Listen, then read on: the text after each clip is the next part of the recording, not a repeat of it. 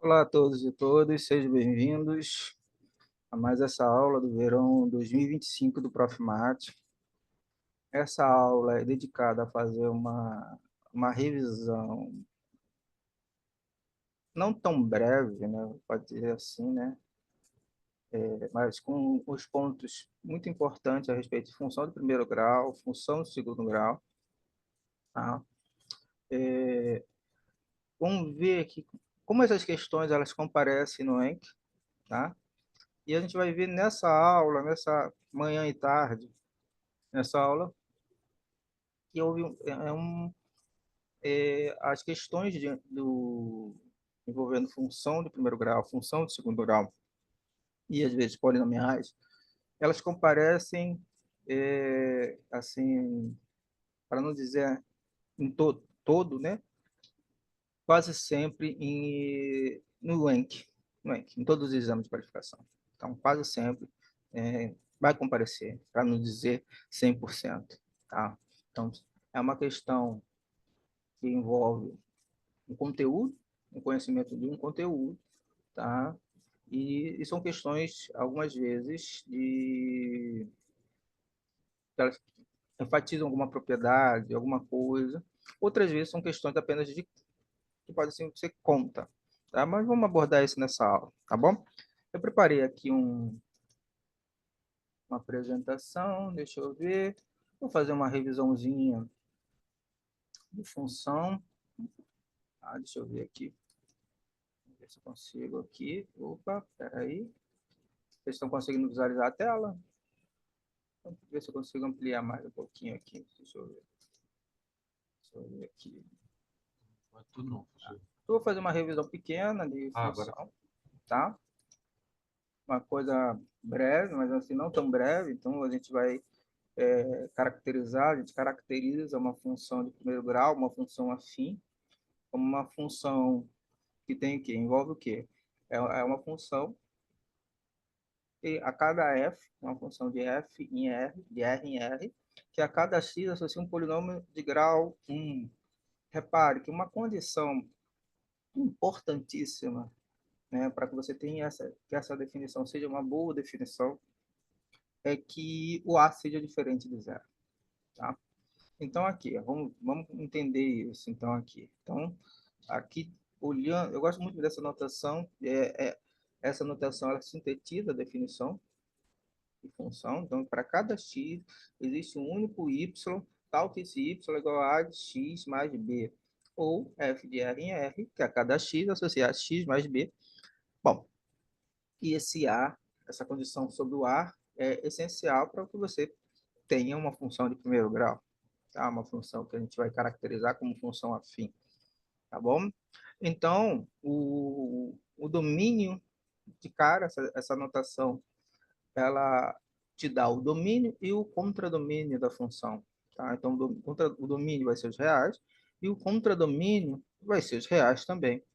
E a imagem aqui, claro, que a imagem, isso a gente vai usar um aspecto, pode usar um aspecto geométrico, mas também você pode demonstrar o que é geométrico, o que é visual, né? Através do gráfico de uma função de primeiro grau, você consegue analisar e dizer que a imagem da f é os reais. Mas um outro ponto que é, que é igualmente importante seria mostrar isso, a imagem da f igual ao conjunto dos números reais. Isso aí é enfatizar que isso aqui é o quê? É uma igualdade entre dois conjuntos, tá?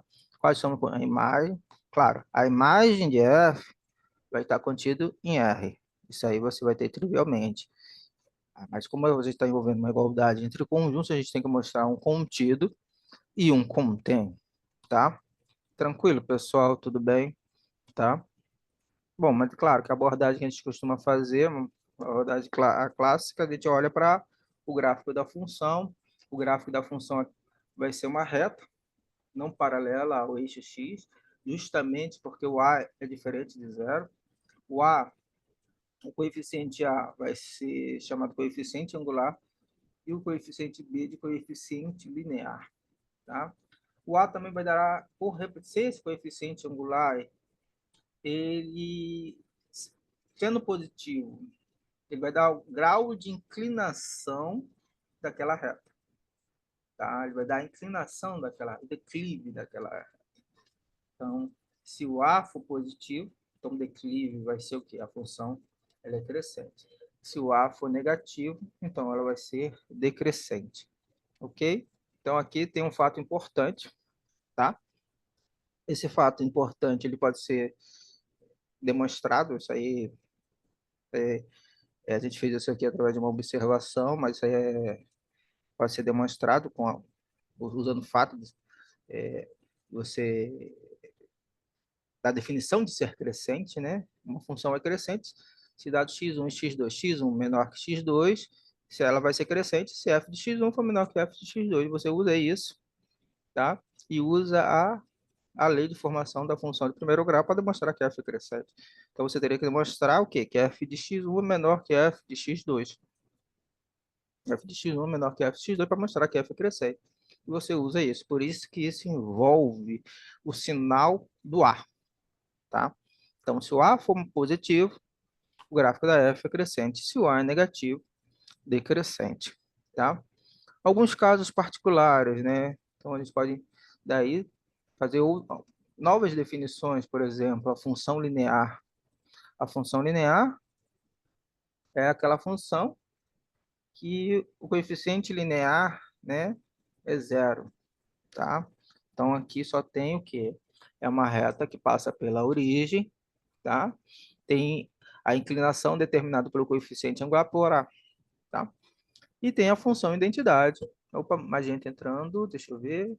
Alguém me perguntando aqui no chat. Não, tranquilo, tá. Então, qualquer coisa você me pergunta aqui no chat que eu respondo, tá bom? Tá? Função identidade, tá? A função identidade envolve o quê?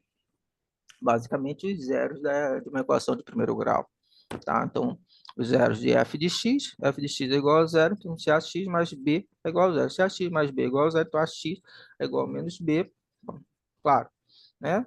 Depois você, como a é diferente de zero, você pode passar ele para o outro lado e você encontra que a função vai se anular nesse ponto. Até aí, tranquilo, uma revisão, tá? Vamos para a próxima página, né? Vamos ver aqui um outro aspecto. Tá? Aqui, estudo do sinal da função é igualmente importante, tá? Então, vejamos, deixa eu ampliar aqui, tá? Então, no estudo do sinal da função, a gente está interessado no quê? Peraí, travou aqui meu vídeo. Deixa eu fechar aqui a câmera, tá? O estudo do sinal da função de primeiro grau, você está interessado em x, em que a f de x é positivo, e em x, valores de x. Para quais valores de x a função é negativa? Repare, isso você vai ter que levar em consideração a inclinação. Isso vai ter que levar em consideração a inclinação. Então, aqui, a de x mais b é maior ou igual a zero. Você pode pensar dessa forma, se a x aqui, eu quero resolver em equação de primeiro grau, a x mais b maior ou igual a zero. Então, x tem que ser maior que menos b sobre a. É claro que a gente pode ver isso visualmente, né? Então, dizer, ó, a função f ela vai ser positiva se ela estiver à direita do zero da função, menos b sobre a.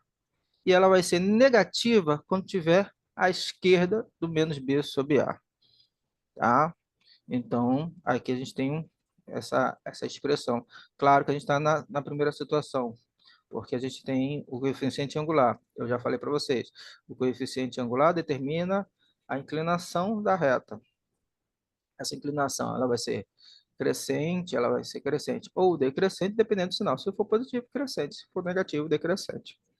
Tá? Opa, pera aí, pessoal, rapidinho. Teve um probleminha aqui. Só um minutinho. Tá? Aqui, um outro. F de x aqui. F de x, mesma situação, só que agora com A negativa. A função é o quê? Ela tem um declive. Ela tá o quê? Ela é decrescente. A função de primeiro grau é decrescente. Então, ela vai ser positiva à esquerda do zero da função, menos b sobre a, e ela vai ser negativa à direita de menos b sobre a. Tá bom? Tranquilo? Então, aqui a gente tem o zero da função. Vamos ver aqui, tá? Tranquilo? Vamos para o próximo. Espera aí. O primeiro problema aqui é um probleminha. Deixa eu colocar aqui. O primeiro probleminha é... Espera aí. Ah, meu Deus. Tá dando um probleminha aqui no meu computador, tá? Bom, deixa eu ver aqui. A gente tem uma função f de r em r, f de x igual a x mais b, e a gente tem a seguinte informação. Esse aqui é do Encke. Qual o Encke aqui? Deixa eu só ver.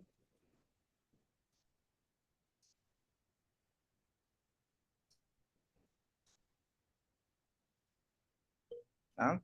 Aqui a gente tem uma função f de x é x mais b. Se f de k é inteiro para todo k, mostre que a, b são inteiros.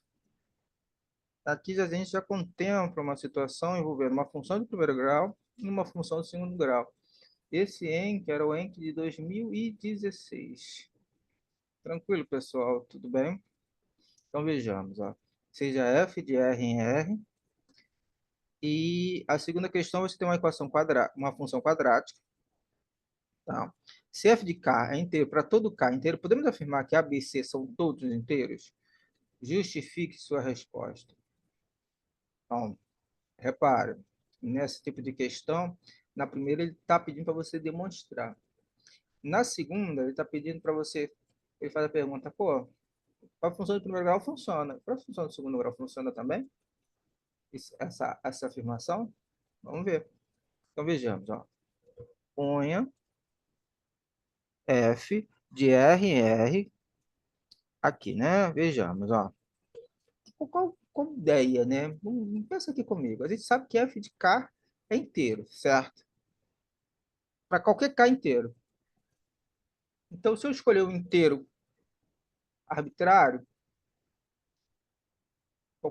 então a imagem desse inteiro tem que ser inteira. Então, por exemplo, o f de zero. Por que eu escolhi o zero? Bom, eu sei que o coeficiente linear da função de primeiro grau vai cortar o eixo y no b, justamente no b. Então, f de zero, a vezes zero mais b vai dar o quê? Vai dar f de zero igual a b, e daí, se f de zero é igual a b, e f de zero e zero é inteiro, então b é inteiro. Vamos mostrar aqui b é inteiro. Tá bom? Tranquilo, pessoal? Tudo bem? Suponhamos que o f de k seja inteiro para todo k inteiro. Tá? Então, ó, bom, a gente já sabe que o b é inteiro. Tá? Agora tem que ver o a. Pô, pera aí, vamos pensar aqui comigo. Tá? Então, quando eu escolhi x, k igual a zero, eu tive informação do respeito do b, certo? Eu sei que o f de k é inteiro, para k inteiro. Então, por exemplo, se eu escolher k igual a 1, vai aparecer apenas o a sozinho. Vai aparecer a mais b. Concorda comigo? Pensa aqui comigo. A mais b. Então, f de 1 é igual a mais b. O f de 1 não é inteiro? O b não é inteiro? Professor, qual Pode que é falar. o ano dessa questão mesmo? 2016. 2016. 16, 1 ou 2? Acho que é um, peraí.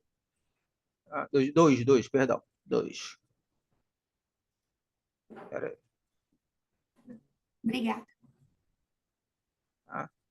Aí aqui, peraí, pessoal. Acho que meu computador está travando aqui. Deixa eu fechar aqui rapidinho, pessoal. Tem uma travada aqui no meu computador. Peraí. Peraí, pessoal. Um instantezinho, tá? Aqui, ó. Computador exigiu muito da placa de vídeo aqui. Peraí. Só um instantezinho, tá? Uma pausa de 5 minutos para beber uma água, tá? Rapidinho, tá, pessoal? Ah, voltou. Então, olá, pessoal, retornando aqui, tá? Tivemos um pequeno problema técnico, mas a gente já solucionou aqui, tá? Vejamos, voltando aqui. Então, a gente está falando da função do primeiro grau, tá? Função de primeiro grau, fatos importantes, falamos do zero da raiz, falamos do estudo do sinal da função de primeiro grau, tá? Falamos do estudo do sinal da função de primeiro grau, tá? E agora a gente vai entrar dentro desse primeiro problema, né? Então, o que que acontece? Aqui você está fazendo o quê? Opa, mais alguém entrando? Você tem f de k com um inteiro para todo k em, em z. Você tem essa informação, que a imagem de todo inteiro é inteiro. Mostra que, então, que a e b são inteiros. Aí a jogada foi fazer o quê? Foi fazer uma escolha. Essa propriedade não é válida para todo k inteiro? Se é válida para todo k inteiro, então a gente vai fazer uma escolha. A gente observa o seguinte, que o f de zero, o zero não é inteiro, então a imagem de zero tem que ser inteiro. Pô, mas a imagem de zero dá b, então b é inteiro. Primeira informação. A segunda informação, eu vou fazer uma outra escolha. F de k ser inteiro, a imagem de todo inteiro ser uma imagem inteira pela f, então, se eu faço uma outra escolha, eu faço x igual a 1, x igual a 1, quando eu jogar na expressão ax mais b, vai ficar o quê? A mais b. Pô, mas b não é inteiro? F de 1 não é inteiro? Pô, peraí. A diferença de dois inteiros é inteiro. Então, posso isolar o A e escrever A igual a F de 1 menos B. F1 não é inteiro, o B não é inteiro, diferença de dois inteiros não é inteiro, então eu tenho que A é inteiro. Logo, AB. Aí o autor da questão, ele volta-se para o aluno e pergunta, cara, eu posso, essa propriedade que é válida para a função do primeiro grau, e a imagem de todo, se a imagem de todo inteiro é inteiro, então os coeficientes dessa função de primeiro grau tem que ser inteiro. Se eu passar isso, se eu fizer uma transposição para uma função quadrática, isso é verdade? E aí, o que vocês imaginam que seja? Vocês acham que é verdade? Bom, o que vai acontecer? A gente vai fazer uma escolha aqui, né? Não é verdade, tá? Então, tem uma, uma frase, né? Assim, uma citação de um matemático que fala enxergar, ou se você não enxerga, não, é o mesmo que você não saber, né? Mas esse termo, essa palavra enxergar aí, é você ter um insight, vislumbrar uma ideia de solução, tá? Você saber qual o caminho a qual você vai trilhar, tá? Então, não podemos afirmar, não podemos, é falso, tá? E o contra-exemplo baseia-se em uma coisa bem simples, ó. Tem até um rascunho aqui, ó. Eu te dou o contra-exemplo de cá, mas você pensa aqui comigo, ó. Olha que ele vai construir um exemplo, mas esse exemplo não sai do nada, né? Ele pega aqui a função f de r em r, que é um meio de x ao quadrado mais um meio de x. Repara, olha o que vai aparecer aqui. Para todo k inteiro, eu vou pegar o quê? A metade de k ao quadrado mais metade de k. Quando fizer isso, ó, olha o que vai aparecer. K e k mais um. Se você pegar um número, um número inteiro e multiplicar pelo seu sucessor, o que vai dar? Pensa aqui comigo. K, se o k é par, não é? Se o k é par, então ele pode ser escrito da forma 2m, certo? Se ele pode ser escrito na forma 2m, o que a gente vai ter? É ruim que eu não tenho a disponibilidade da minha caneta, tá? Né? Você tem o quê? Da forma 2m que vai cortar aqui com 2m. Aí que tá o negócio. Aí que tá o negócio. tá? Então, vejamos, ó. 2m, corta aqui, fica m, tem o produto inteiro que dá inteiro. Então, ó, não podemos afirmar que A, B e C são todos inteiros para a função quadrática, tá? Porque, ó, repara, você tem o A, aqui deu meio, aqui tem, ó, tem o B, meio. Mas olha, a imagem do inteiro deu inteiro. Nessa situação, você está percebendo que para uma função quadrática, não necessariamente você tem que ter A, B e C inteiros simultaneamente, tá? Então, ó, olha como surgiu isso aqui. É uma questão, assim, claro que você tem que ter a luz, né, de enxergar que não é, e buscar um contra-exemplo. Ah, professor, tem outros contra-exemplos? Com certeza, tá? Mas esse aqui é o mais simples, tá bom? Tranquilo, pessoal? Tudo bem? Vamos para o próximo aqui, vamos para o próximo. Vamos ver aqui o que tem aqui na sequência. Olha esse problema 2. Cara, é um problema de conta. Deixa eu ver se eu consigo ampliar aqui. Só um minutinho aqui que eu vou tentar ampliar aqui para vocês verem melhor. Deixa eu ver se eu consigo ampliar. Ah, consigo. Tá? Ó, considere duas progressões aritméticas. Oi, Oi? Olá, tudo bem? Tudo bem? Bom, considere duas progressões aritméticas de razões não nulas. Então, você tem a progressão A1, A2, até a N, enfim, lá vai B1, B2, reticências, BN, reticências. Mostre que dentro dessas duas progressões existe uma e somente uma função, tá? Afim, uma função de primeiro grau, que relaciona essas duas sequências. Então, você pode fazer uma correspondência, né? Termo a termo da sequência. A1 com B1, A2 com B2, A3 com B3, através de uma função de primeiro grau. Então, ele está pedindo para mostrar que existe somente uma, ou seja, existe uma única função afim que tem esse papel. Tudo bem? Tá? Então, vejamos. Aqui então, é um processo de conta. É uma conta que a gente vai fazer. Tá? Então, ó, a gente aqui considere as sequências, progressões aritméticas, PA. Tá? Aqui eu escrevo o termo geral da PA, né, para a sequência N, e o termo, com razão o termo geral da PA BN, com razão S, tá? Razões não nulas. E é uma prova que é dividida em duas partes. Mostre que existe. Então, o avaliador ele vai fazer a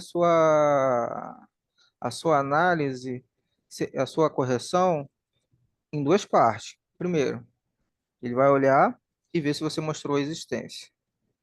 Segundo, ele vai olhar e, claro, tem uma pontuação ligada a essa, como é que se fala, a unicidade, ao fato de ter somente uma, né? Então, uma pontuação para a existência e uma pontuação para a unicidade. Cara, mas assim, às vezes você pode não ter a ideia para fazer a existência, mas se você conseguir mostrar a unicidade, suponha que tenha duas e mostre que tem que ser a mesma, tá? Então, é uma alternativa. Você pode trabalhar isso. Cara, você não saber fazer uma parte de uma questão não é empecilho para você não tentar fazer a outra parte, tá? A ideia, o pensamento que eu acho que a gente tem que ter em mente é o seguinte: isso aqui não vai ser empecilho, eu não sei de cara, vou ter que refletir mais um tempo sobre essa primeira parte para poder. Mas eu sei fazer a segunda, então faz a segunda, depois volta na primeira. Assumindo que exista, vamos mostrar parte um. Você pode fazer assim, parte um. Assumindo que exista A função, vamos provar que é única. Aí você argumenta. Porque a análise da argumentação também é importante. Tem que ser argumentado, tem que estar escrito, tá? Às vezes a gente faz esquemas, a gente faz diagramas, a gente faz... Quando a gente está dando uma aula no quadro, a gente tem um cuidado de você... A gente não escreve tudo que a gente fala, tá? Pensa dessa forma. Quando você está dando aula no quadro, você escreve tudo que você fala? A gente escreve? Não, tá? Mas a gente tem que ter um cuidado. Então, vamos ver. O gráfico de uma função afim, vamos ver como é que a gente vai argumentar e começar a construir. Bom, o que a gente sabe a respeito do gráfico de uma função afim? O gráfico de uma função afim é sempre uma reta não paralela, tá? A gente tem dois pontos em questão, tá? Aqui a gente está usando um argumento.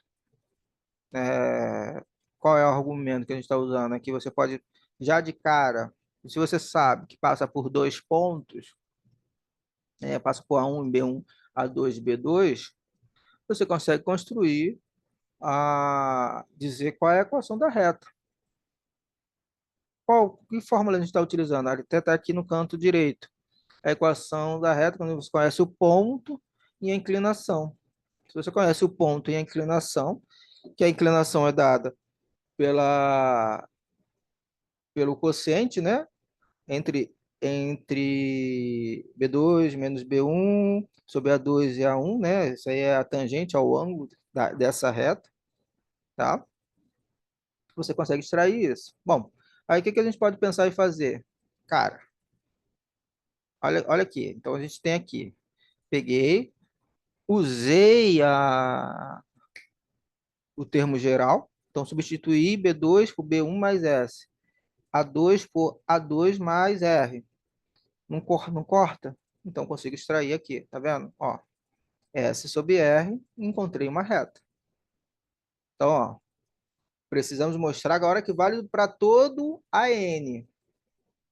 Tá? Então, a gente, aqui, ó, aqui, a gente encontrou a função. Tá? Essa aqui, ela ainda não tem a propriedade requerida. Qual é a propriedade requerida? Não é a propriedade que a imagem de A1 é igual a B1, a imagem de A2 é igual a B2, a imagem de A3 é igual a B3, a imagem de AN não é igual a BN. Agora eu tenho que provar que para todo N, todo elemento da sequência N que eu substituir na função, tem que me devolver um BN. Bom, por enquanto, essa expressão que aparece no final da página aqui, ela representa a candidata à função de primeiro grau. Ela só vai ser efetivamente quando eu demonstrar isso. Precisamos mostrar que o f de AN é igual a BN para todo N maior ou igual a 1. Se isso aqui acontece, o que que a gente vai fazer? Bom, eu vou substituir aqui. Agora eu vou substituir por termo geral. Tá? Substituindo x por AN, vamos ver o que que vai dar. Bom, B1 mais S AN menos A1. Substitui pelo termo geral. Ao substituir pelo termo geral, olha a expressão que vai aparecer. Vai ficar B1 mais S sobre R. A1 vai cortar com aquele outro A1. Vai ficar N menos 1 vezes R. O R vai cortar com aquele R. E vai aparecer o quê? Olha o que apareceu. Justamente o termo geral, tá? De quem? Da sequência BN. Cara, porque isso aí não basta você fazer somente encontrar a função. Você tem que verificar que ela atende à propriedade requerida. Aqui eu usei só dois pontos para determinar a cara da função, tá? Mas repara, pensa comigo. Você encontrou a função, vamos dizer, eu adivinhei a função. Aí peguei, escrevi a função, adivinhação. Peguei, encontrei a expressão. Tem chance de errar? Tem. Tem chance de acertar? Tem. Ela tem a propriedade requerida. Qual é a propriedade requerida? A propriedade requerida é que você tem a imagem de AN ser igual a BN. Então, é isso que eu tenho que verificar. Por enquanto, essa expressão aí, dada dessa forma, ela só é a candidata à função, que atende que o exercício está pedindo. Quando eu verifico a propriedade, ao verificar essa propriedade, aí sim, eu tenho o que é o pedido do exercício, tá bom? Então, de fato, existe essa função e é isso. Quando o exercício pede só uma e somente uma, é uma questão que ele poderia estar usando assim, uma terminologia dizendo, mostra que existe uma única função. Então, somente uma, existe uma e somente uma, ou seja, é única. Então, é uma questão de unicidade.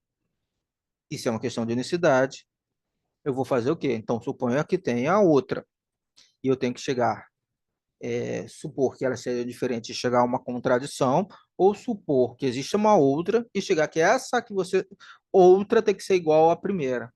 Vamos ver o que que vai dar? Suponha que você tem uma função g, que existe uma função g. Eu já sei que existe uma função f que atende a isso. Então, suponha que existe uma função g com a mesma propriedade.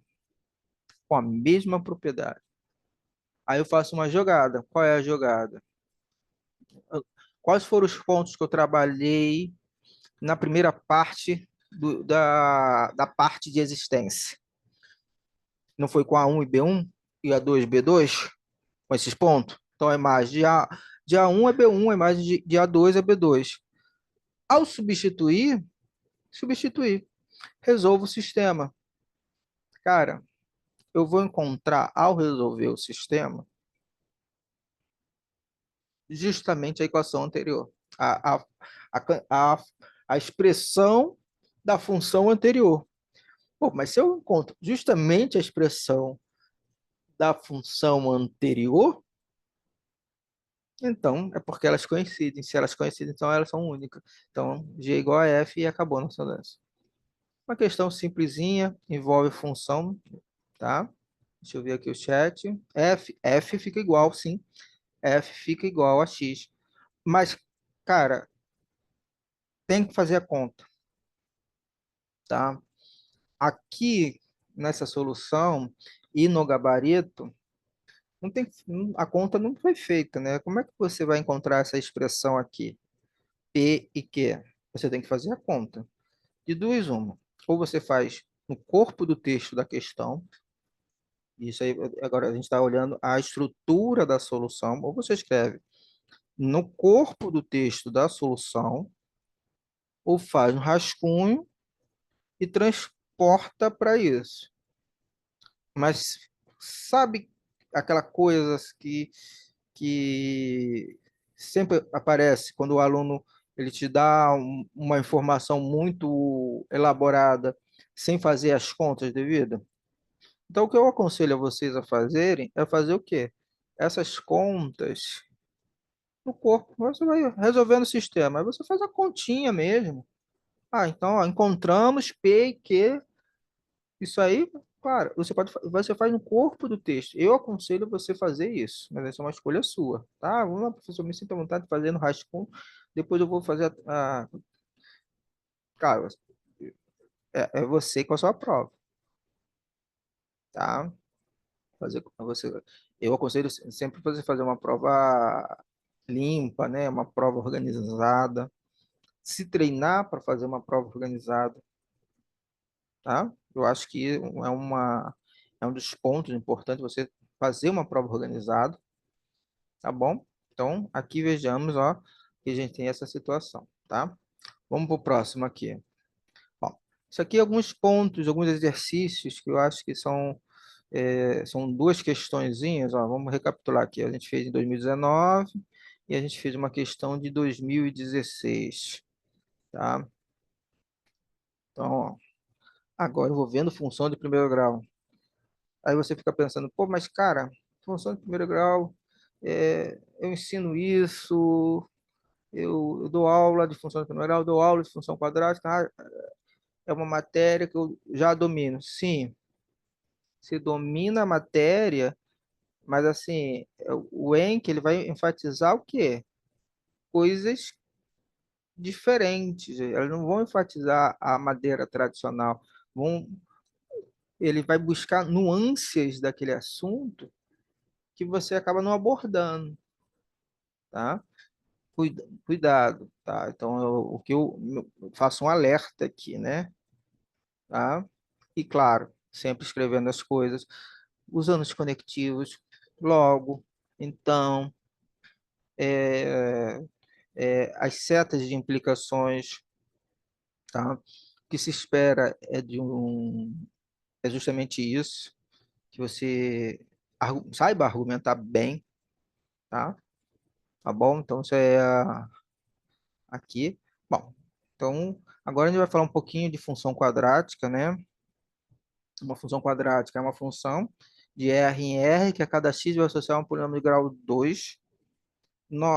Observe que para que a definição seja uma boa definição e que não recaia no caso anterior, meu A tem que necessariamente ser diferente de zero.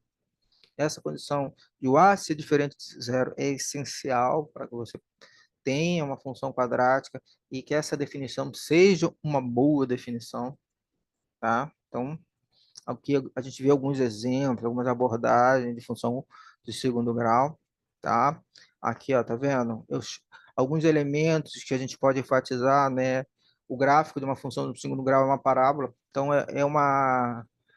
a função quadrática é uma oportunidade que o professor tem para introduzir conceitos é, geométricos, um lugar geométrico, que é a parábola, né? Conceitos, ele tem oportunidade disso, tá?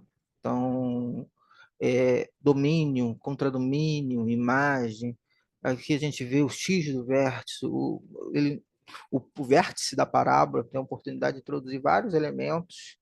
O vértice da parábola, x do vértice, o y do vértice.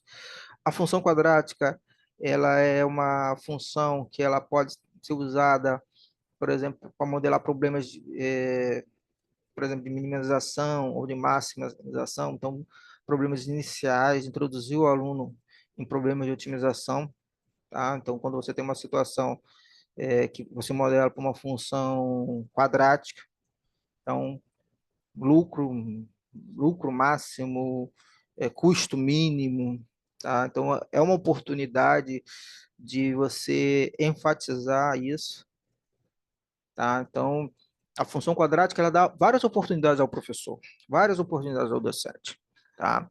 E o Enk não poderia ser diferente, por isso que o Enk vê isso como uma oportunidade de enfatizar esses aspectos, né? Então, não vai enfatizar o que o professor já está habituado a trabalhar com cavidade, né? Outra coisa, um outro elemento, né? Que aparece, que é a concavidade para cima, isso vai estar interligado ao A positivo, concavidade voltada para baixo, o A negativo, tá? Então, são aspectos que são de extrema importância para o professor, tá bom? Então, vejamos aqui o zero da função, né? O zero da função quadrática, no caso, aqui vai cair na equação quadrática. Muitos alunos, eles de ensino fundamental, médio, têm dificuldades em trabalhar, manusear com essa fórmula. Então, questões envolvendo elas são questões elaboradas, tá, para esses alunos.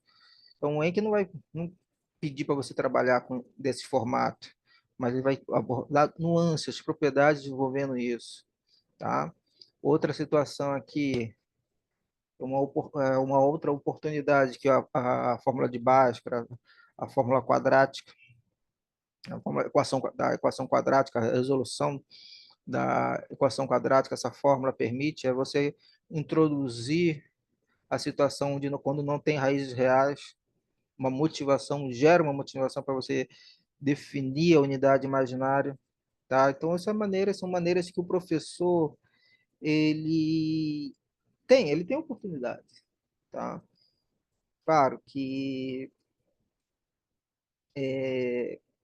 a escolha, a ordenação didática, a maneira pela qual o professor vai abordar tais assuntos é uma escolha pessoal, tá? Então, uma escolha pessoal. Ele que vai escolher a ordenação em que os assuntos vão ser apresentados, tá?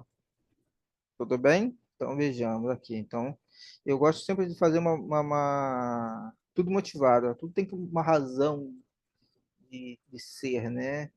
Então, tá? Aí, bom, delta maior que zero, delta igual a zero, eu gosto de fazer esse quadro aqui, porque ele sintetiza várias situações, né? Um A maior que zero, você tem o quê? A concavidade vai se interceptar em 2 pontos, 1 ponto, ou não vai se interceptar. A menor que zero, o gráfico vai ter concavidade voltada para baixo. Então, se o delta for maior que zero, vai cortar em 2 pontos. Se o delta for igual a zero, vai cortar em um único ponto. Se o delta for negativo, não vai ter raízes reais, ou seja, o gráfico da função quadrática vai estar flutuando abaixo do eixo x. Tá? Então, são situações que tem que ter, o professor tem que ter em mente. Tá? Abordar isso. Tá? O vértice da parábola x do vértice, o y do vértice. Tá? Lá no SIGA, eu vou colocar uma aula para vocês, se vocês tiverem tempo de assistir, em que eu apresento isso mais, como é que se diz? Como fosse uma aula para o o ensino médio, tá? Então, tem uma aula lá no meu canal no YouTube, que eu faço essa apresentação aqui detalhadamente, mas eu faço outro aspecto, tá? Aqui, uma situação aqui, vejamos, ó. Cara, essa situação aqui tem até um rascunho aqui feito aqui em cima, que depois eu vou explicar esse diagrama feito aqui em cima. Isso aqui é o Enki de 2017, tá? Esse tipo de formato aqui, ele, se eu não estou enganado, ele comparece no livro de vocês, no livro de funções, números de funções, no material de vocês. Então, ó, seja ABC, números reais, com A diferente de zero, considere a função f de R em R, definida pela expressão ax ao quadrado mais bx mais c. Escreva a expressão nesse formato. Não tem isso lá no livro de vocês? Depois me dão um feedback aqui no chat. Não tem isso, não tem justamente um material desse lá no livro de vocês? Deixa eu colocar aqui. Deixa eu ver. Opa, tá. Tem sim, professor. Tem, não tem? Então, Tem. o Enki, ele não destoa do material de vocês. É isso que eu quero que vocês, quando você for fazer, estudar, eu aconselho você ter o caderno de funções do lado, o caderno de geometria, o caderno de aritmética, para você poder fazer essa ponte. O caderno, ele sintetiza, a aula do professor, dois, o seu entendimento, três, o que você viu na aula, então você vai acessar várias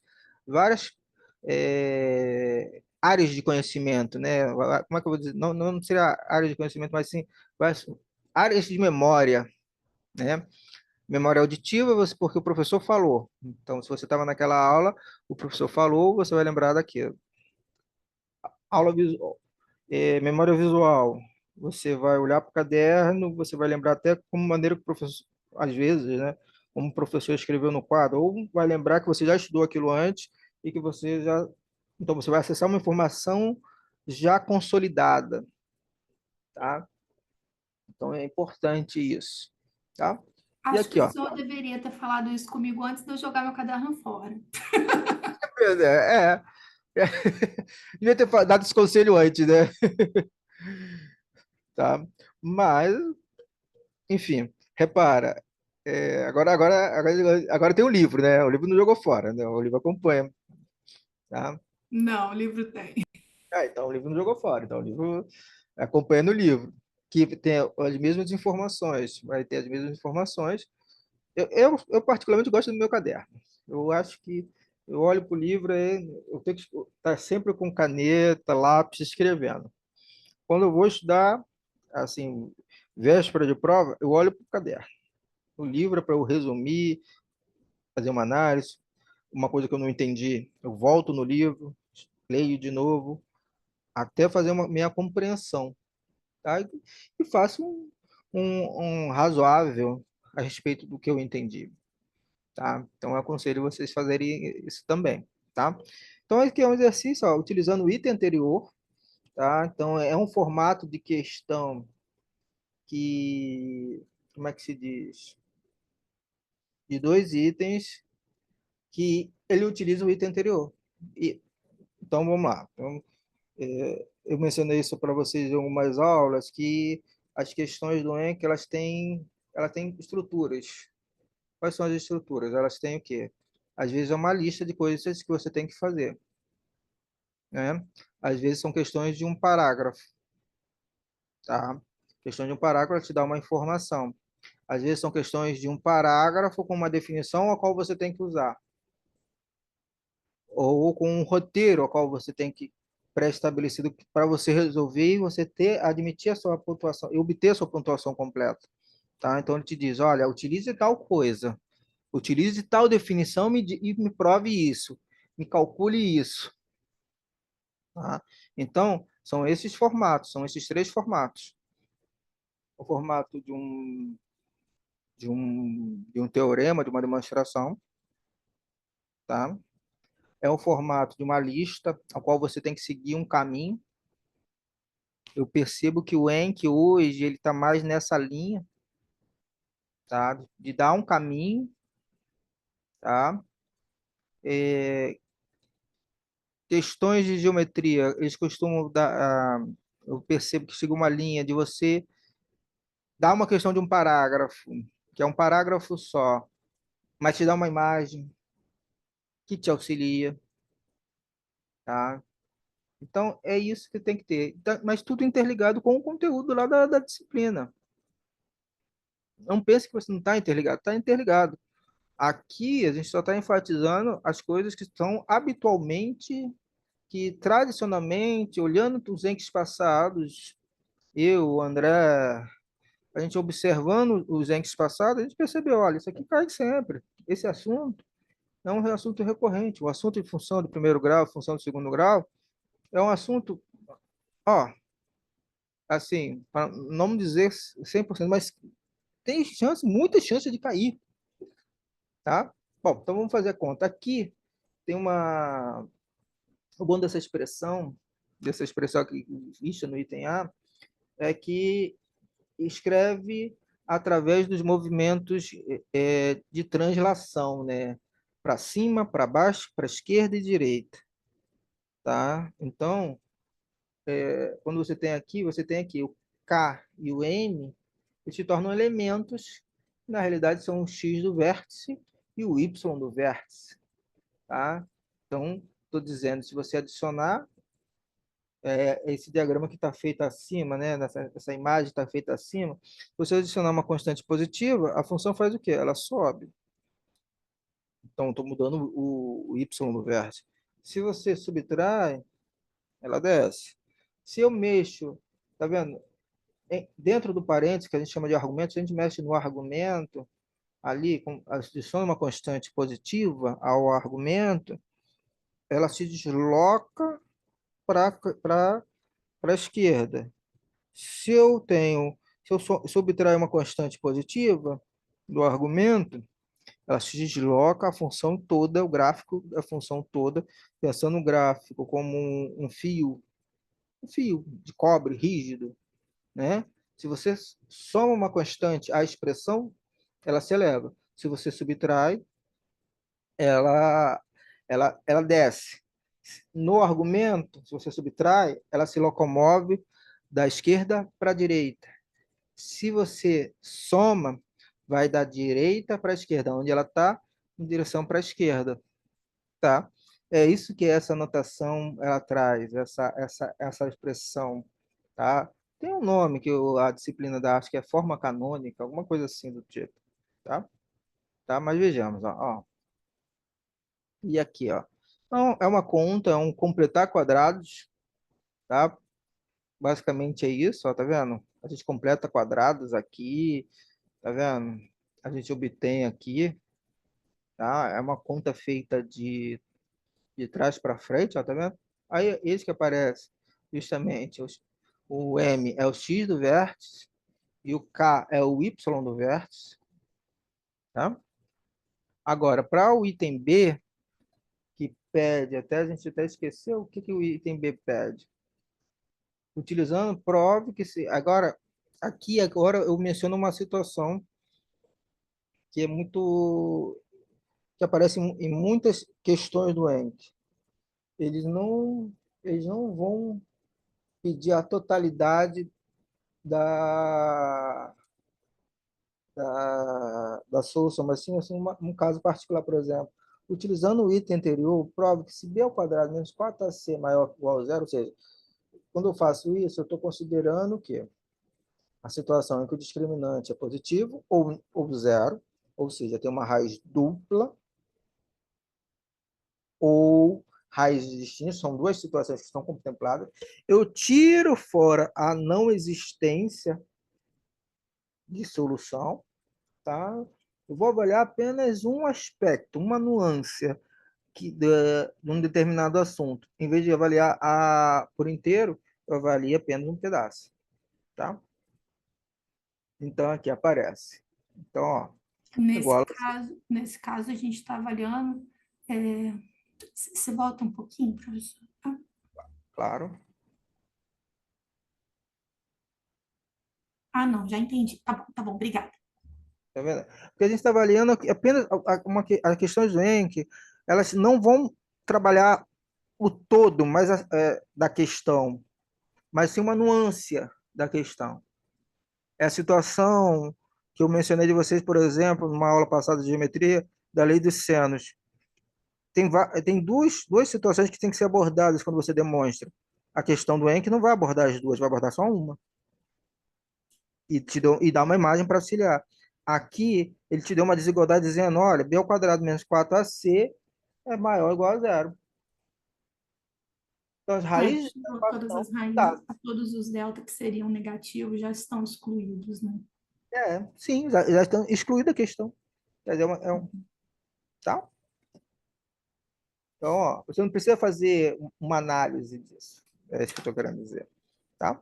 Aí, quando você faz aqui, com essa forma canônica, você consegue o quê? Encontrar a fórmula de Bhaskara rapidamente, né? Você substitui, porque você encontrou o M e o K no item anterior, substitui eles, e ao substituir, você ganha a expressão. Aqui, ó, a forma canônica. Perceberam? É algo interessante, tá? Tudo bem? É um exercício trabalhoso? É. Envolve o conteúdo? Envolve, tá?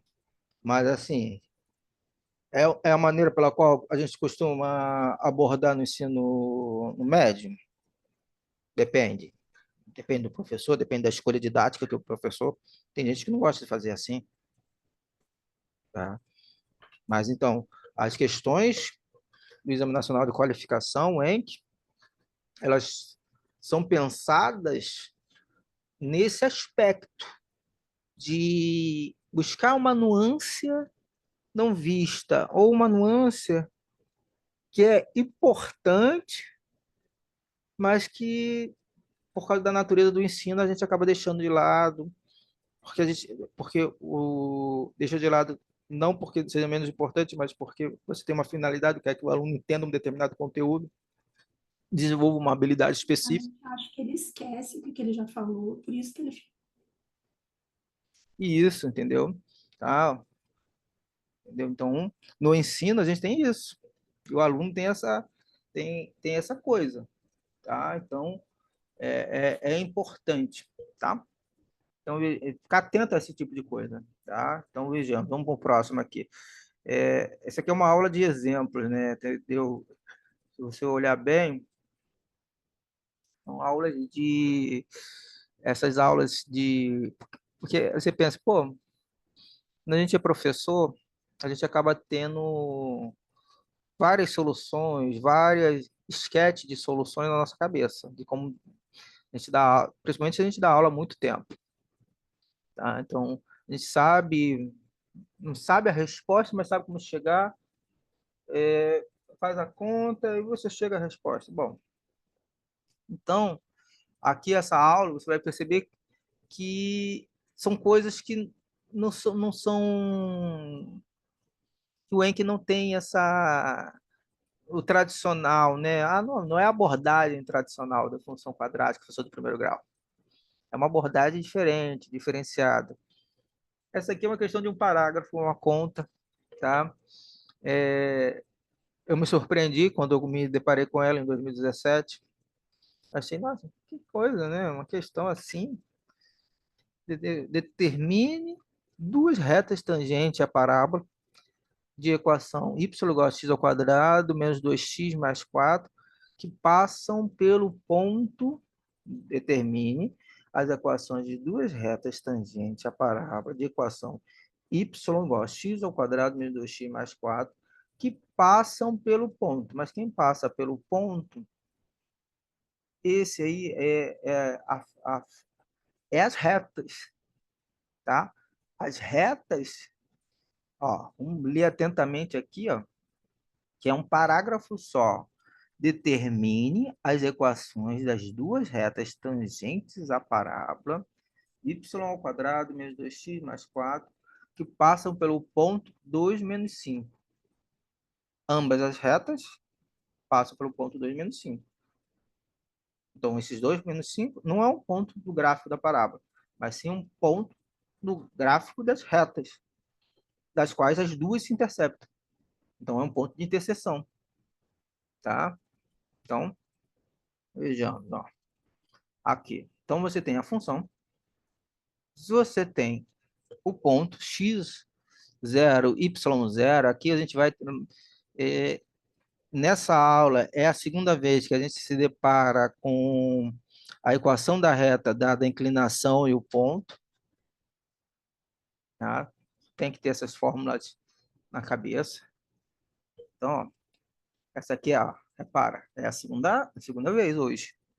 Só nessa manhã é a segunda vez, em duas questões do Encke. Y menos y0 igual a mx menos x0. O que eu vou fazer? Eu sei que eu quero determinar a inclinação. M. Eu tenho x0. Quem é x0? 2 menos 5. Vou e substituo. Ok? Ele está rabiscado aqui, né?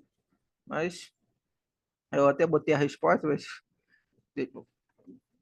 esquece por enquanto, né? Então, ó, substitui aqui, ó, tá vendo? Y, tá? Mais 5, né? Na menos 5, o M, x menos 2, ok? Tá? E aí a gente precisa determinar o valor de M. O que que a gente vai fazer? Bom, a gente sabe a cara de Y. Y é x ao quadrado menos 2x mais 4. Eu vou substituir a expressão da função em 3. Eu vou ter que encontrar M. Tá? O que que a gente vai fazer? Olha a estratégia. Substituindo 1 e 2 em 3, tá? Vou fazer uma conta. Ó, tá vendo? Coloquei os termos semelhantes, ó, vou somar os termos semelhantes, vou passar tudo para um lado só. Fiz a distributiva, tá? Passei tudo para um lado só, encontrei os coeficientes A, B e C. O A vale 1, o B é menos M mais 2, o C é 2M mais 9. Então, ó, eu quero que esse sistema, eu quero que 1 e 3, cadê? Vamos ver aqui a expressão. 1 e 3, a função, tá vendo? Y igual a x ao quadrado menos 2x mais 4. Isso aí é uma função. A função quadrática. Mas também é uma equação envolvendo duas variáveis. Equação envolvendo duas variáveis. A outra, 3, também é uma equação envolvendo duas variáveis. Tá? Ok? Então, ó, terá uma única solução. Então, vai ter uma única solução quando eu resolvi substituir e encontrei essa equação. Então, peguei as duas equações, aquele sistema não linear, tá? Substituir e encontrei uma equação quadrática. Ou seja, a solução daquele sistema só terá uma única solução, só vai ser um sistema possível quando delta for igual a zero, quando a equação quadrática, que está crivada em amarelo, for igual a zero. Ou, perdão, quando o discriminante, ó, quando aquela equação quadrática grifada em amarelo apresentar uma raiz dupla, uma raiz só. Ou seja, só vai acontecer quando o delta for igual a zero. Mas se o delta é igual a zero, pegando o B, o A, o B e o C, eu consigo calcular um igualar aqui a zero. Encontrar o discriminante dessa equação, resolver e encontrar M. Então, eu encontrei. Aquele sistema só é possível se a equação quadrática for o M for 8, o M for igual a menos 4. Então, você tem aqui duas equações, tá certo? Duas equações para retas tangentes ao gráfico, passando pelo ponto, o ponto é 2 e menos 5, passando pelo ponto 2 e menos 5. Olha, eu considero aqui que tem várias coisas. Não é habitual fazer dessa forma, né? Ou melhor, não é o tratamento que a gente tem a respeito de retas tangentes, né? Retas tangentes, quando eu falei, mencionei isso há anos atrás, meus alunos olharam para mim e falaram, não, mas isso aí, reta tangente remete ao cálculo, usa derivada. Então, o primeiro pensamento que o pessoal mencionou para mim é, pô, professor, eu olhei reta tangente e já me lembrei lá do meu professor de cálculo. Eu falei, caramba. Entendeu? E a solução pedia para você fazer o quê? Uma solução que não envolve derivada. Tá bom? Tá? Vamos para o próximo. Vamos para o próximo. Tá? Vamos para o próximo aqui. Tá? Ó, aqui desenho. Eu tentei fazer um desenho mais ou menos, né? Vamos ver aqui para o próximo. Bom, nesse outro problema, ele já é 3 anos depois. 3 anos depois, novamente, é parecido, tá?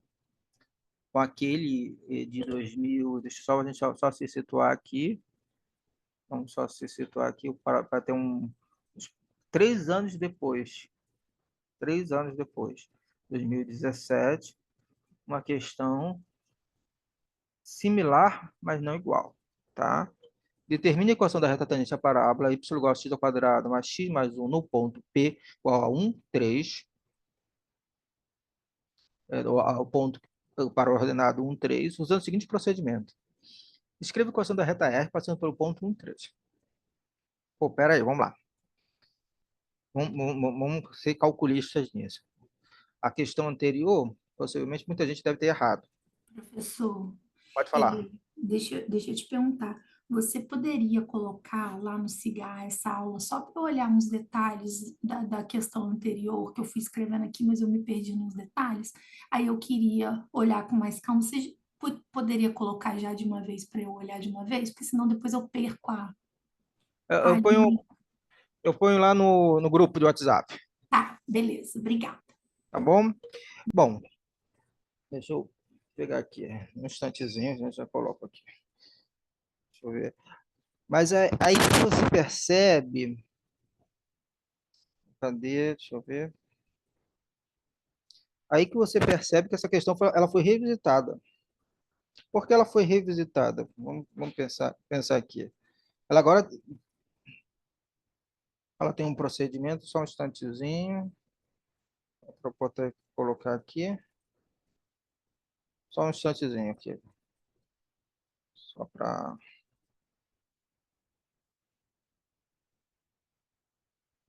Só um minutinho, pera aí. Eu coloco já agora, rapidinho. Pera aí, só um instante.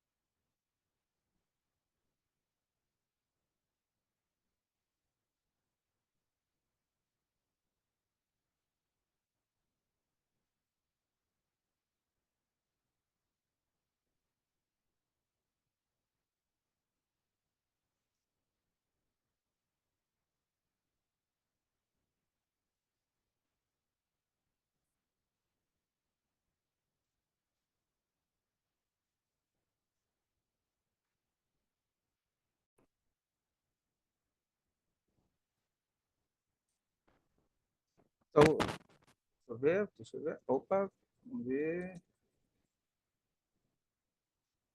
Bom, então aqui nesse tipo de questão aqui, ó, a gente voltando aqui eu tenho uma pausa rapidinha para tomar um cafezinho, né? Aqui tá o roteiro, tá vendo? Escreva a equação de uma reta R passando por o ponto 1, 3, com inclinação M. Determine M de modo que a interseção da parábola e a reta seja um único ponto no caso, o ponto P. Tá vendo? Então, essa fala aqui, você vai ver que os procedimentos, ó, então você tem a função, poderia ser aquela anterior, tá? O ponto mudou, aí aqui pegou novamente, é a terceira situação em que comparece aqui a equação conhecido ponto, a equação da reta, conhecido ponto e a inclinação, tá? Onde M é a inclinação da reta R, tá? Tá bom? A gente tem a interseção, tá? Então, o que que a gente vai fazer? Bom, ele vai considerar a interseção. Pô, mas é exatamente aquilo que a gente tinha feito anteriormente, quando a gente considerou o sistema. Substituiu, um sistema não linear, substituiu a segunda equação na primeira, encontrou uma equação quadrática gigante, e o sistema, a mesma conclusão, o sistema terá uma única solução, esse sistema aqui, só vai ter uma única solução se somente seu discriminante for zero. Isso permite você encontrar o M. E ao encontrar o M, através de uma equação quadrática. Então você faz conta aqui, ó, tá vendo? Ah, o M é igual a 3. Portanto, a equação da reta tangente. Ah, olha, o que acontece é que no exemplo anterior, no exercício anterior, na questão anterior, eram duas retas que ele pedia. Porque era a situação em que o discriminante dava o quê? Né? A situação que a equação quadrática, quando você resolvia o discriminante, igualava o discriminante a zero, esse discriminante encontrava dois valores de M. Mas esse discriminante aí, nessa situação, agora o discriminante ele tem o quê? O delta é igual a zero, e que te dá uma equação quadrática em termos de M, que possui raiz dupla, ou seja, M igual a 3. Então, nessa questão aqui, é a mesma técnica, só que um outro formato, uma outra nuance. O autor ele teve cuidado de mudar a abordagem da questão. O que antes era para duas retas, passou para uma. Mas te deu os passos e os procedimentos a quais você tem que fazer. Eu reparo que é uma linha que o ENC, o Exame Nacional de Qualificação, está adotando. Ele te dá procedimentos, ele te dá uma diretriz. Ó, você tem que seguir, esse é um caminho a ser trilhado, uma trilha que é mais razoável, tá? Lembrando em consideração que são 8 questões, tá? Então, vejamos, tá? Então, aqui tem esse tipo de solução. Vejamos, qual é o próximo? Aqui, ó. A gente já foi para 2015. 2015, ó. A gente avançou, a gente estava, as duas questões passadas, uma era qual ano? Só para a gente situar aqui, ó. Essa aqui é de 2020. Essa aqui, se eu não estou enganado, é 2017. 2017. 3 anos. Vamos retroceder mais no tempo. Vamos voltar no tempo. A gente volta no passado e avança para a gente poder ter uma configuração do que pode, o caminho que o Enki pode estar abordando agora. Olha aqui, volta-se, a gente voltou 2 anos, né? Ó, 2 anos da primeira questão, que era 2017, agora 2015. Formato, rebuscado, questão, lista. Verificar demonstração das duas.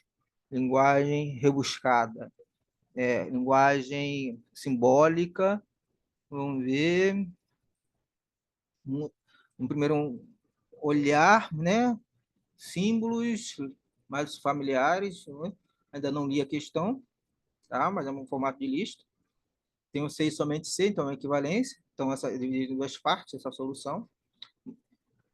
Vejamos mais o que a gente pode ver.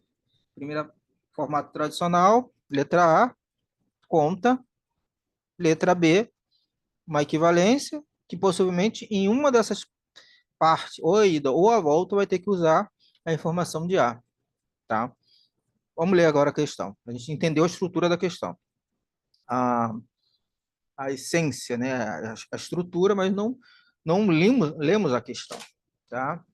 Então, aqui você tem uma função de segundo grau, uma função quadrática com A maior que zero.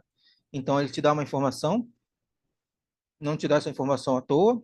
Então, a concavidade é voltada para cima. Delta é igual a B ao quadrado menos 4AC positivo. Considere o triângulo ABV, onde A e B são os pontos de interseção da parábola correspondente ao gráfico de F, com o eixo das abscissas, e V é o vértice da parábola.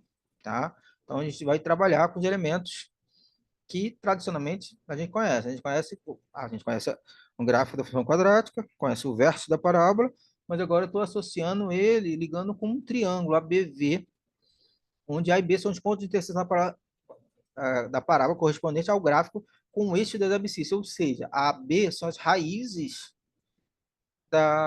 são os zeros da função quadrática. Tá?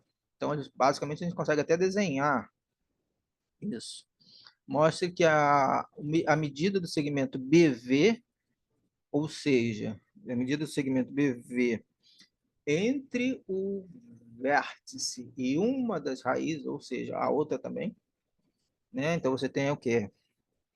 Ao lado do lado do triângulo que liga BV, tem esse valor, tá? Mostre que o triângulo ABV é equilátero se e somente se delta igual a 12. Aí, aqui às vezes dá... Pô, mas por que 12?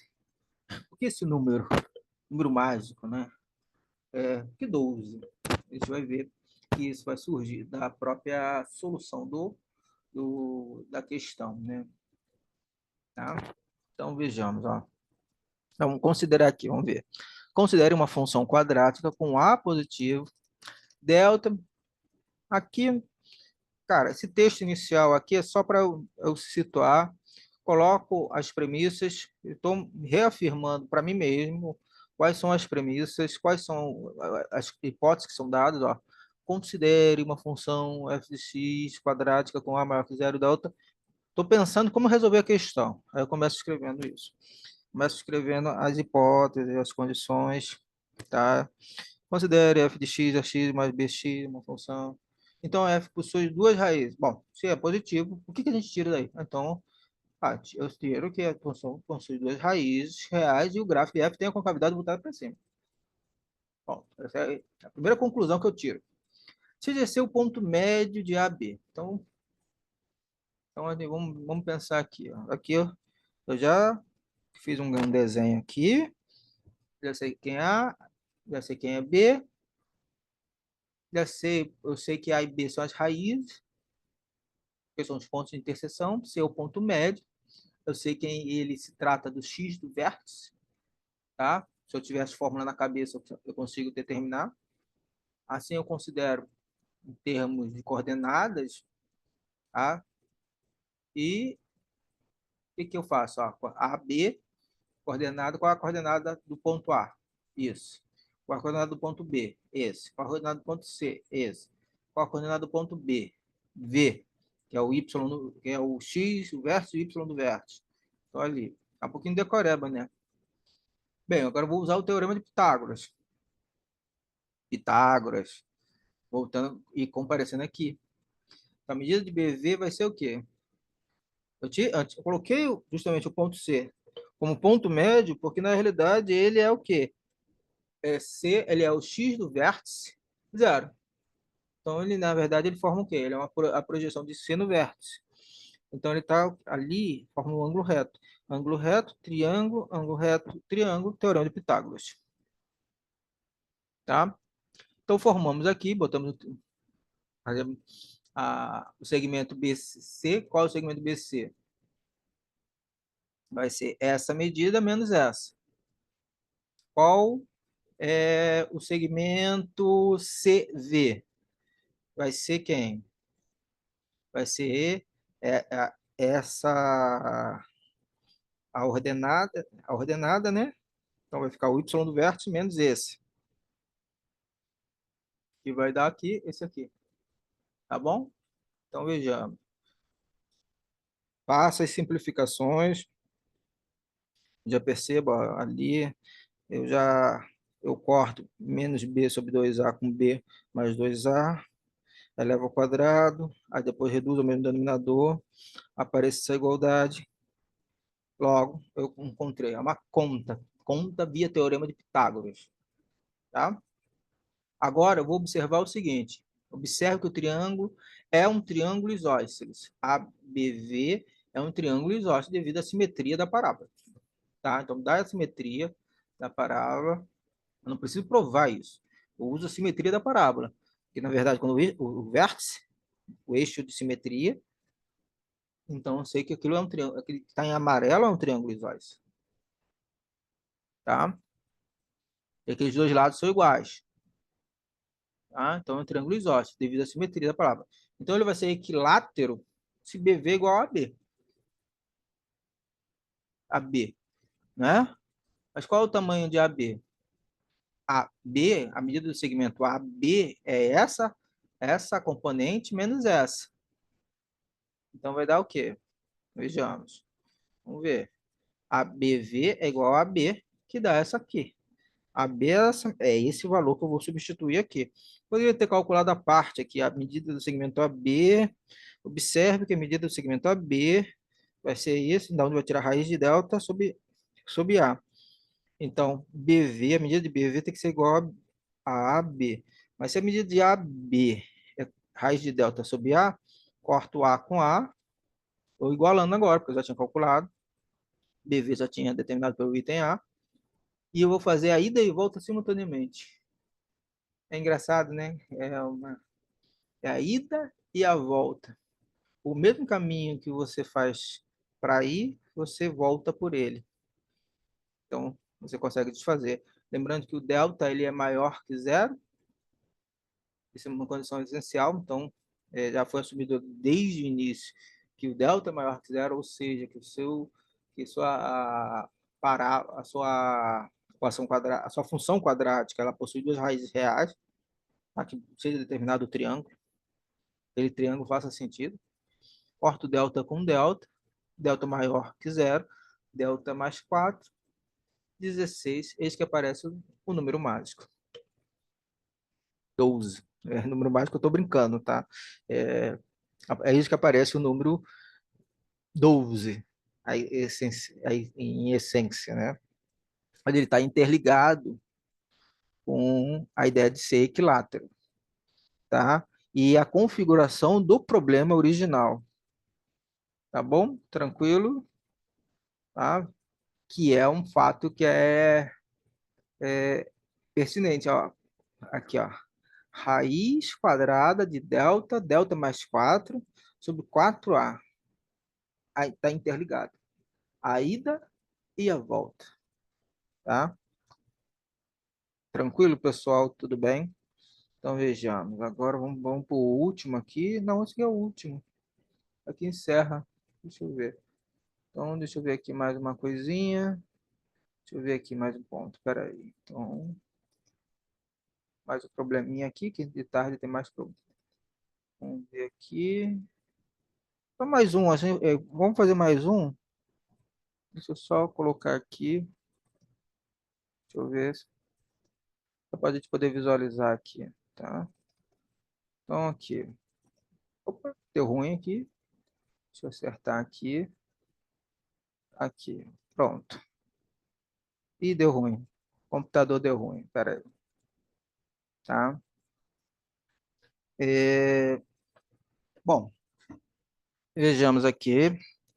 Nesse tipo de questão agora, ele está considerando dois polinômios, tá?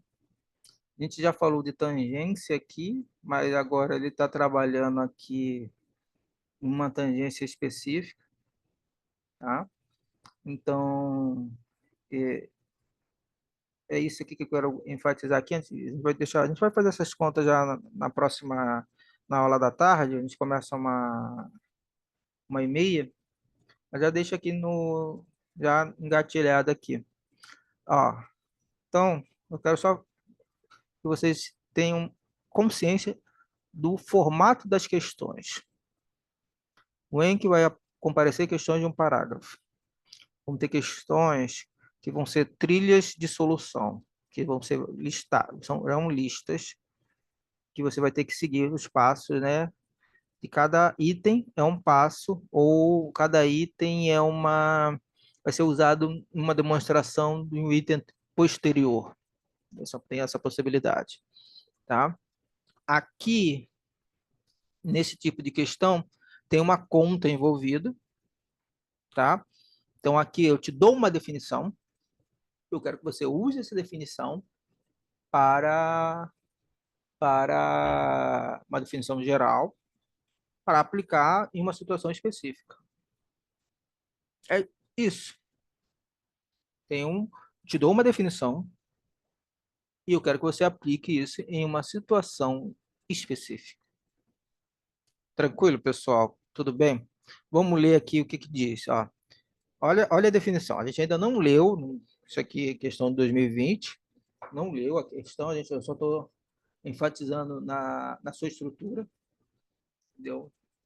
E então, podemos dizer então o seguinte, ó, te dou a definição, dizemos que dois polinômios px e qx são tangentes para x igual a r, ou seja, para um determinado x, para um determinado valor de x, o polinômio p de x vai ser q de x, ele vai ser tangente quando a diferença p de x menos q de x for divisível por x menos r ao quadrado. Tá? Aí surge a pergunta, professor, não entendi. Mas por quê? Porque o tangência envolvido, claro, ele te dá a definição. Tem uma explicação, tem uma matemática por detrás, porque x menos r ao quadrado, mas ele não enfatiza isso. Isso não está lá no IMA. Vai te dar uma definição geral. Ah, mas professor, então não poderia cobrar? Não, poderia, porque o método de solução é o que você aprendeu. Ué, como assim? Isso mesmo, ó, porque você vai fazer o que? Contas, processos algébricos. Então, se você vai fazer processos algébricos, é um processo de conta. Você tem que verificar o que se pede. Então, vejamos, ó, p de x menos q de x. Eu tenho um polinômio aqui, ó.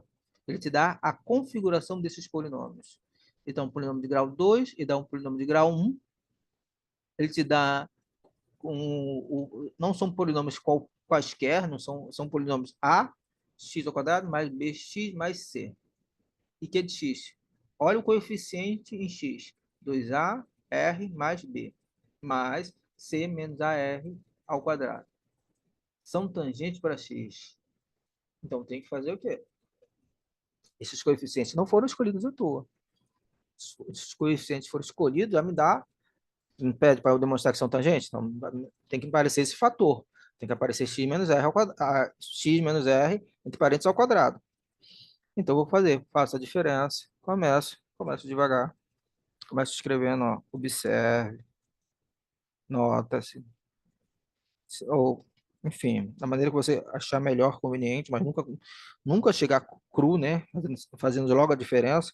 Sempre escolhendo uma frase, algo para você dizer, observe, analisando, enfim, alguma coisa para você não começar cru, né? Começar só imediatamente com a conta.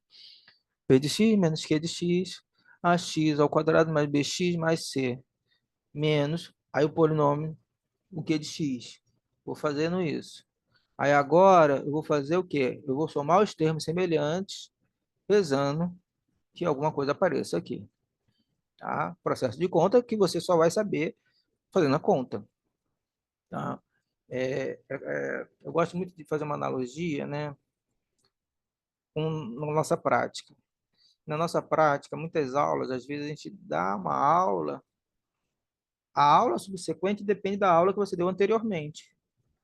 Aqui é a mesma coisa. Não tem como você saber a cara da solução sem fazer a solução. Cada linha aqui dessa demonstração, cada parte depois do símbolo da igualdade, ela representa alguma coisa. Ela depende do que vem antes e indica o caminho do que vai vir depois, tá? Então ali, o C corta com C, o B corta com B, vai aparecer essa expressão aqui, que é justamente um produto notável. Então, na realidade, é uma conta envolvendo produto notável. Apareceu que px menos q de x é igual a x menos r ao quadrado. Logo, x menos r ao quadrado divide essa diferença. Ou seja, esses dois polinômios são tangentes. Tá? Ok, tranquilo. Bom, solução de B. O que que diz de B? Agora, ele pergunta, eu te dou um polinômio de grau n, n maior ou igual a 2. Você viu que já funciona com o anterior. Encontre um polinômio de grau 1 que é tangente a p de x para x igual a zero.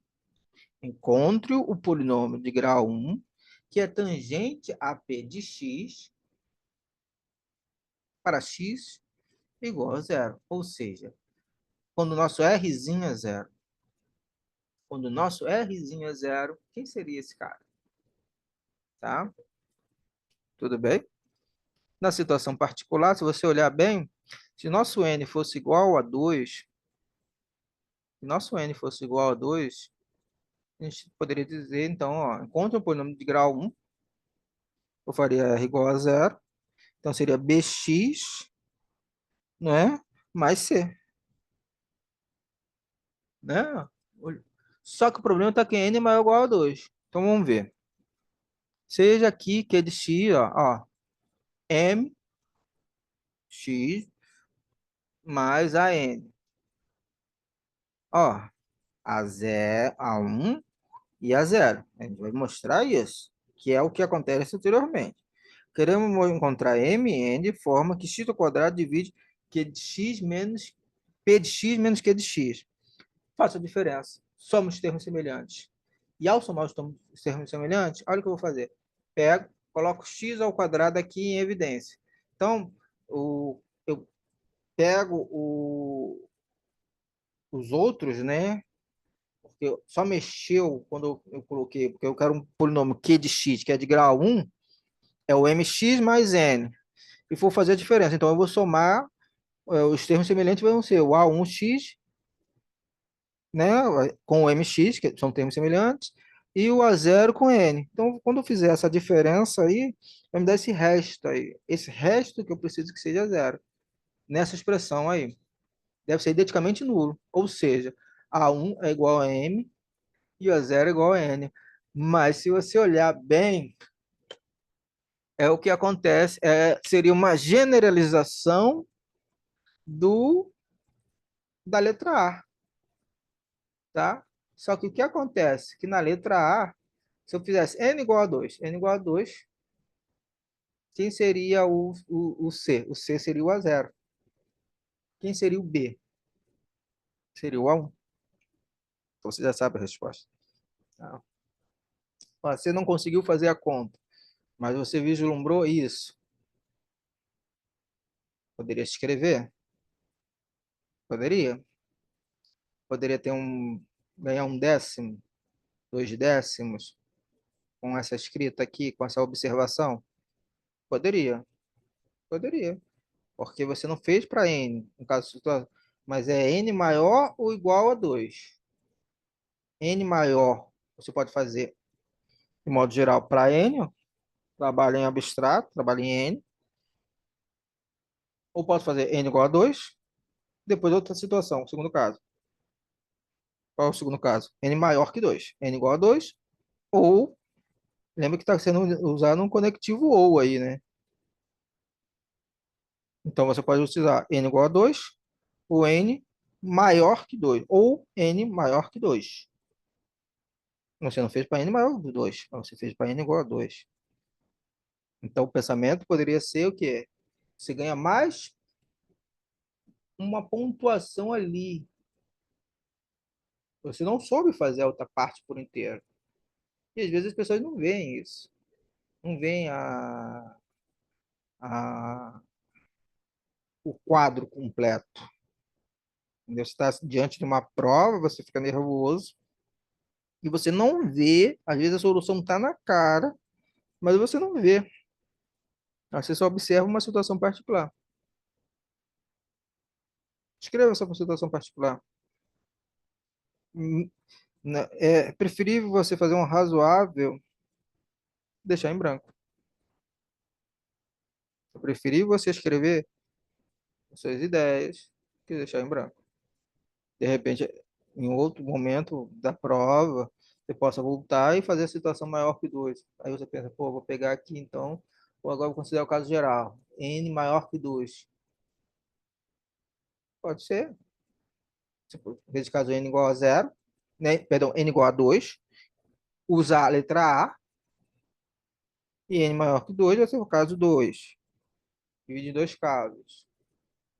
É um mecanismo que você tem, cara, para você trabalhar. Eu acredito que não se deva deixar a prova em branco. Mas, assim, claro, não é escrever qualquer coisa. Não é escrever qualquer abobrinha. Você escreveu coisas coerentes. E quando você enfatiza isso, as coisas coerentes vão comparecer. Tá bom? Tranquilo, pessoal? Tudo bem? Tá? São 11h17, tá? Vamos almoçar com calma. Tá? Vamos encerrar por hoje, né? Encerrar por hoje não, vamos encerrar essa manhã, tá? Não, deixa eu encerrar aqui primeiro essa gravação aqui. Vamos lá, deixa eu encerrar essa gravação. Vou fechar aqui, tá? Encerrar essa gravação. Vou botar aqui, ver se o vídeo tá funcionando. Travou.